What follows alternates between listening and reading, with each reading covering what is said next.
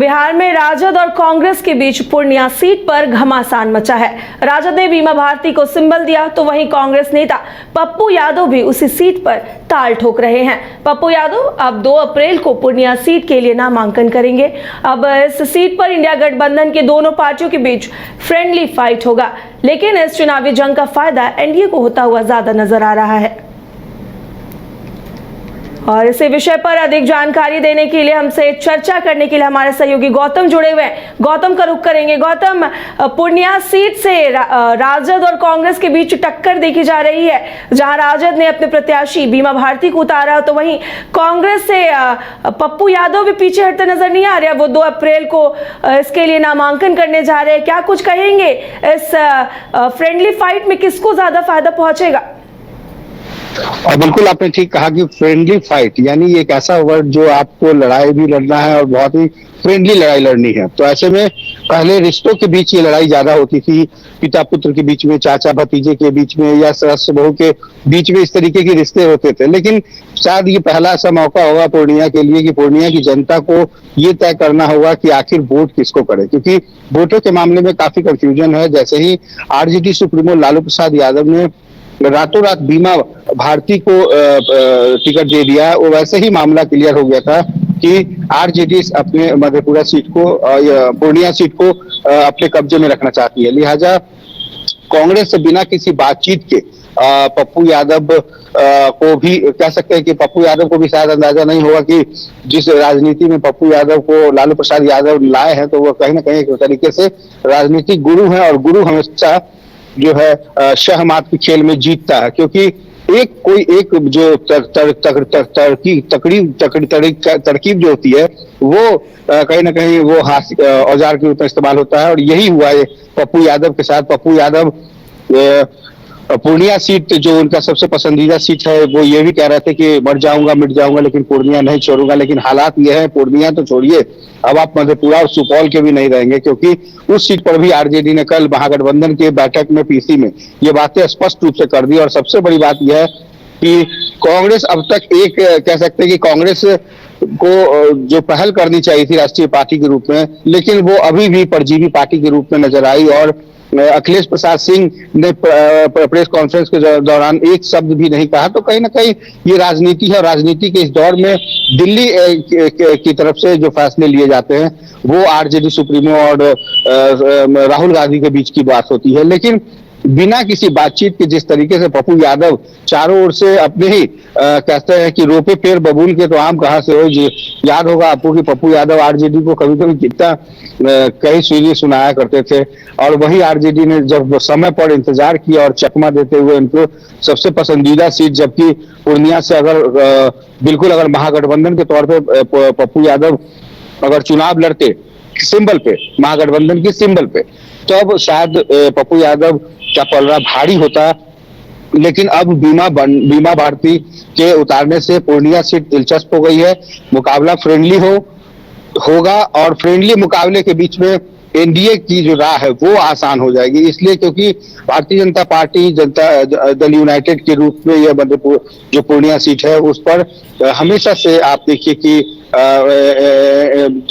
NDA का रहा है कब्जा। लेकिन इस बार अगर पप्पू यादव चाहते तो तस्वीर बदल सकती थी, लेकिन पप्पू यादव के चाहने से पहले ही जिस तरह से महागठबंधन ने अपनी सूझबूझ का कर्तव्य दिखाते हुए लालू प्रसाद यादव ने पूर्णिया सीट पर कब्जा किया, और अब मधेपुरा सुपौल को भी उन्होंने अपने जेल में रख लिया है। और अब मुकाबला पूरी तरीके से फ्रेंडली होना है।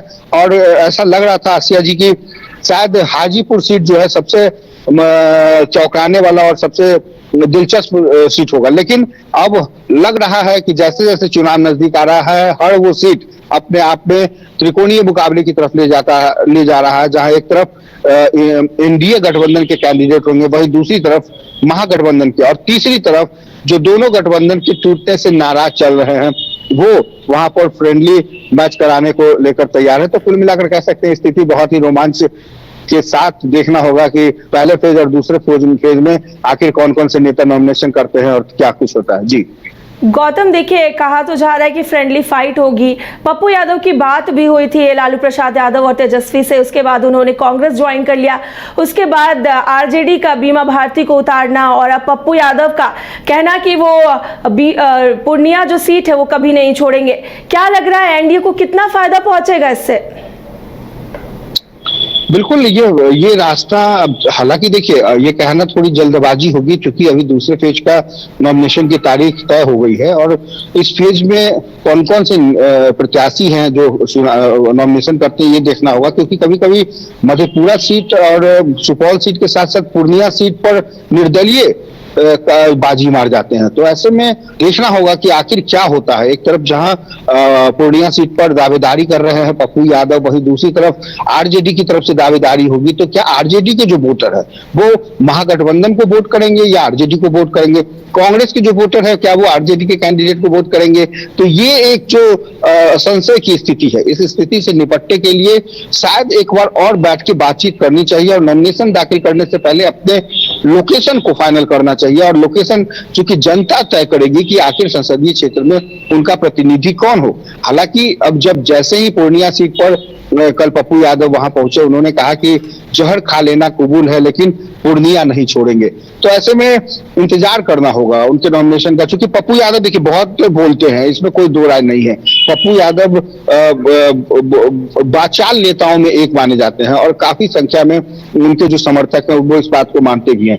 लेकिन पप्पू यादव का जो जनाधार है जन अधिकार पार्टी से, वो पार्टी अब पूरी तरीके से कांग्रेस में विलय कर गई है। उसके बाद आप देखिए कांग्रेस में विलय के साथ ही कांग्रेस ने टिकट जब मधेपुरा सीट के लिए मांगा तो उसके सहयोगी दलों ने साफ मना कर दिया कि हम नहीं देंगे। लेकिन ऐसे में इसके बावजूद भी अगर कैंडिडेट अड़ जाता है तो इसका फायदा शायद उनके इस महत्वाकांक्षा से ऊपर जनता की राय का इंतजार करना होगा, क्योंकि जब सेकेंड फेज में जब वोटों के लिए जनता बाहर निकलेगी पूर्णिया की, तो वो तय करेगी कि आखिर हम ऐसे प्रतिनिधि को तय करेंगे जो हमारे बीच रहता हो, या हम ऐसे कैंडिडेट को पसंद करते हैं जो इस पार्टी का रहता हो, या फिर हम ऐसे कैंडिडेट को पसंद करेंगे जो इन पार्टियों से अलग हमारे लिए कुछ सोचता हो। तो ये तमाम वो चीजें हैं और पूर्णिया के विकास की, डेवलपमेंट की बातें कौन कर सकता है संसद भवन में, ये देखने वाली बात होगी। और दूसरी बात ये होगी कि बहुमत की सरकार में अगर हम किसी दूसरे दल के कैंडिडेट को वोट करते हैं तो वो क्या कर पाएगा, क्योंकि कहीं ना कहीं इसका भी एक नुकसान होता है। तो अमूमन यही चाहती है जनता की जिसकी सरकार मैंडेट में रहे, वोट हमारा सांसद भी वैसा ही रहे। तो ऐसे में इस बार त्रिकोणीय मुकाबला होगा और कहीं ना कहीं अब भारतीय जनता पार्टी पूर्णिया की सीट पर जैसे ही अपने एनडीए कैंडिडेट